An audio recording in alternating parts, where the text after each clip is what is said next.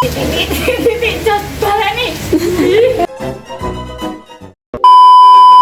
Selamat pagi dan selamat datang kembali Sobat Genzi di podcast Talk with Genzi. Kali ini kita akan membahas segmen mengenai kehidupan di media sosial. Jadi, di kesempatan kali ini aku udah ngundang dua tamu yang memang sudah lama berpengalaman di media sosial. Kenalkan Kakak Tias dan Kakak Gilang. Halo. Oke, jadi karena kalian berdua ini sudah lama ya menyelam media sosial ya, kira-kira bisa dijelaskan nggak sih bagaimana kehidupan media sosial itu? Baik, bisa Kak bilang juga apa? Kamu dulu dong. Ya, boleh. Kita itu biasa disebut dengan generasi Z ya Kak? Ya. Menurut saya itu media sosial itu adalah hal terpenting apalagi di dunia maya, apalagi di zaman modern ini.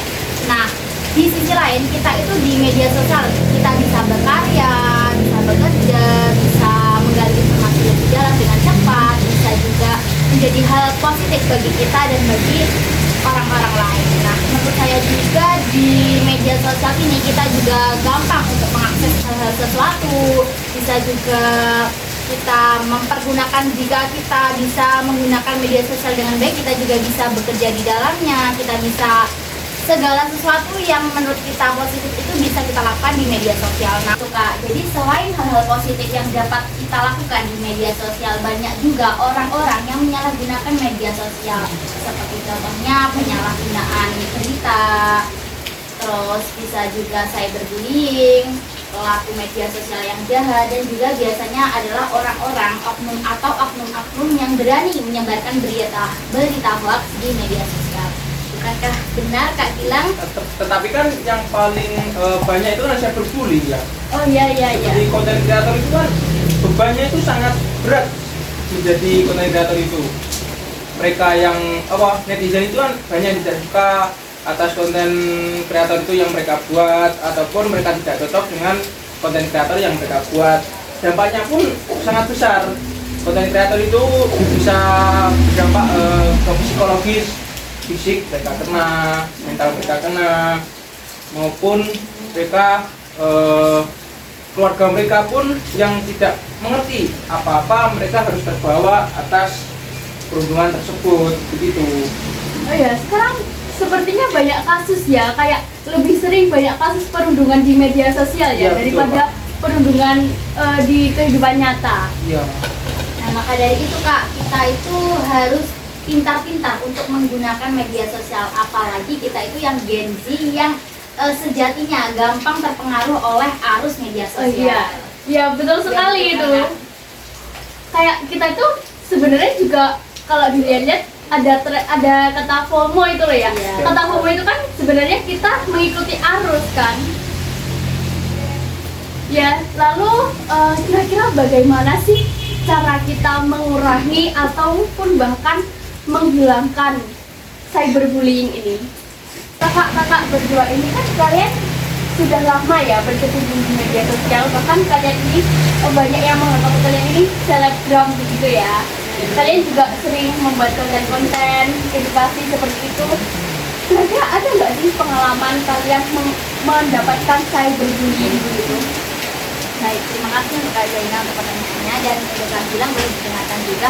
Saya itu pernah mengalami masa-masa sulit selama saya membuat konten. Nah, awalnya saya itu berpikiran konten ini adalah konten edukasi bagi saya, tetapi kita tahu bahwa gak semua orang berpikiran positif akan konten tersebut. Nah, banyak orang itu yang mengomentari hal-hal negatif seperti yang katanya berpenampilannya kurang bagus, terus tutur katanya yang terlalu, ibarat katanya terlalu kasar gitu.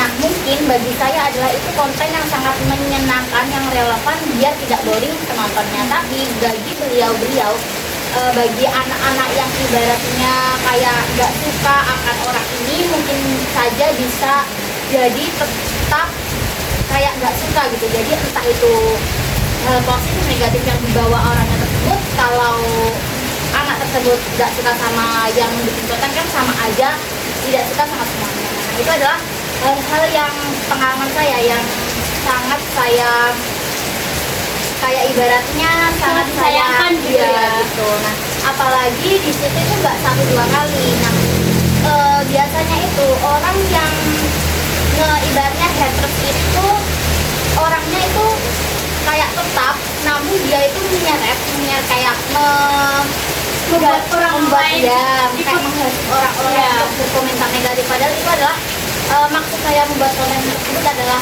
edukasi. Namun bagi beliau-beliau yang melihat dan ibaratnya tidak suka sama saya itu adalah konten negatif. Padahal itu adalah konten motivasi. Jadi seperti itu Kak Zaina. Itu adalah sedikit pengalaman masa-masa saya sebagai konten kreator di dunia maya ini. Nah, untuk Kak Gilang sendiri mungkin ada sedikit pengalaman yang Kak Gilang alami di media sosial. Ada sih, saya kan suka membuat konten seperti mengevaluasi bola di dalam negeri maupun luar negeri. Seperti halnya saya mengamati bola timnas Indonesia kita yang melawan Cina kemarin yang kalah dengan skor 2-0. Saya melihat komen mereka itu sangat miris sekali karena mereka itu bukannya support malah mengolok-olok pemain dan staf maupun pelatih mereka. Berbeda dengan halnya di sepak bola Eropa. Supporter mereka lebih ke support daripada mencaci maki pemain mereka. Tapi juga ada pemain yang supporter yang mengolok-olok pemain mereka, tapi tidak banyak seperti haters yang ada di Indonesia. Jadi kan kita sudah melihat sendiri ya, kalau di media sosial ini banyak sekali yang melakukan cyberbullying. Kira-kira ada nggak sih cara untuk mengurangi atau mengatasi cyberbullying ini? Nah, tadi kan kakaknya bertanya ya mengenai bagaimana sih cara menghilangkan atau mengurangi cyberbullying. Untuk menghilangkan itu tentunya kita tidak bisa ya, apalagi kita itu juga terhalang oleh sumber daya manusia kita. Nah, untuk mengurangi mungkin kita bisa lihat contoh yang pertama ada di dalam mengurangi cyberbullying itu kita bisa memberikan edukasi dan kesadaran terhadap masyarakat atau kepada halayak umum. Kita bisa menerapkan edukasi ini seperti kita berkunjung di sekolah-sekolah, kita adakan sosialisasi edukasi mengenai dampak negatif cyberbullying, cara mengatasi cyberbullying, bahayanya cyberbullying apa gitu. Itu bisa kita lakukan di sekolah-sekolah, apa juga bisa kita lakukan ketika kita membuat konten-konten edukasi. Mungkin kan biasanya di FYP gitu ya, karena misal tren TikToknya di TikTok itu juga bisa meningkatkan kesadaran untuk anak-anak terutama anak Gen Z ini, dan juga kita harus bisa menanamkan etika bermedia sosial dengan bijak. Nah, itu etika ini kita bisa tanamkan mulai dari diri kita sendiri dengan cara untuk kita diri sendiri bisa memberikan contoh setidaknya kepada orang lain. Mungkin kita bisa menanamkan hal-hal positif seperti tidak menyalahgunakan media sosial, bermedia sosial dengan baik, menyebarkan berita-berita positif, dan ketika kita misalnya kita mendengar kabar itu adalah berita hoax yang kita dapat dari orang lain, nah itu kita bisa menasihatinya kalau ini tuh nggak baik loh Kak, gitu. Bisa seperti itu sih menurut saya. Kak, gimana tambahannya, bisa boleh? Ya, kan di media sosial itu kan sudah dikasih betul seperti pemblokiran pelaku ataupun melakukan tindakan pelaku yang mengkomentari video konten kreator tersebut dengan cara yang tidak baik. Itu kan sudah dikasih fitur seperti itu, mungkin akan membuat si pelaku jera untuk melakukan hal kembali tersebut. Yang selanjutnya mungkin ada, kalau kita bertemu seseorang yang ada di media sosial, mungkin lewat itu saja ada yang mengunggah video kalau beliau sedang merasa kesepian maupun merasa stres lah terhadap pembulian para netizen yang sedang membuli seorang kakak konten tersebut.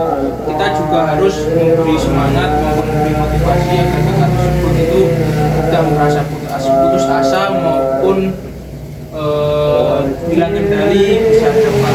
Jadi itulah kita harus memberi motivasi, memberi semangat seperti kita memberi semangat kepada teman kita yang mungkin ya dibully oleh teman-teman lainnya begitu kan. Itu mungkin sedikit dari opini kita sebagai konten kreator yang aktif di media sosial.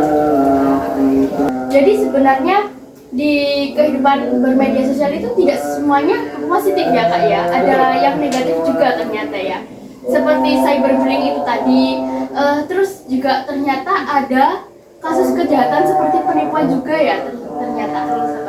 Itu kan juga termasuk tindakan hal-hal yang mungkin kita anggap hal negatif, tapi kan tidak semua orang menganggapnya itu adalah hal negatif. Mungkin bagi beliau yang sering melakukan hal tersebut malah itu adalah sebagai sumber penghasilan juga bisa, sebagai hal-hal yang dianggapnya itu adalah sumber penghasilan bagi konten-konten beliau juga bisa. Terus juga bisa dijadikan hal-hal negatif tersebut adalah ladang pekerjaan tetap bagi beliau.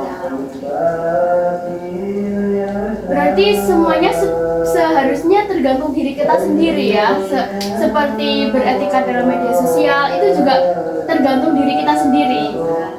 Lalu untuk bagaimana cara kita merespon cyberbullying atau hate comment dari orang-orang seperti itu, sepertinya juga bergantung kepada diri kita sendiri. Jadinya gitu, semua hal-hal yang kita lakukan, semua hal-hal yang kita dapat itu adalah kembali ke diri kita sendiri. Mungkin kita dapat mendengarkan edukasi dari orang lain, tetapi kalau diri kita itu tidak ada niatan untuk berubah, itu adalah hal yang tidak memungkinkan untuk kita jadi lebih baik juga. Jadi itu tadi guys, hal-hal yang kita bahas itu tadi memang benar terjadi adanya ya. Lalu kita di sini cuma berusaha mengedukasi kepada kalian semua, dan semoga apa yang kita ucapkan hari ini bisa bermanfaat bagi kalian semua. Terima kasih untuk Kak Tias dan Kak Gilang sudah mau menyempatkan waktunya datang ke Talk with Gen Z. Dan kita juga mengucapkan terima kasih ya Kak Gilang, Ya. karena ini adalah waktu atau kesempatan yang sangat berharga bagi kami untuk berbagi pengalaman, menjelaskan hal-hal positif mengenai dampak mungkin cyberbullying dan dampak-dampak negatif dari bermedia sosial. Mungkin dapat bermanfaat di orang-orang rumah yang selalu mengomentari orang-orang konten kreator, mungkin ya dikurangi lah ya, jangan berlebihan begitu, mungkin dapat memotivasi Anda lah.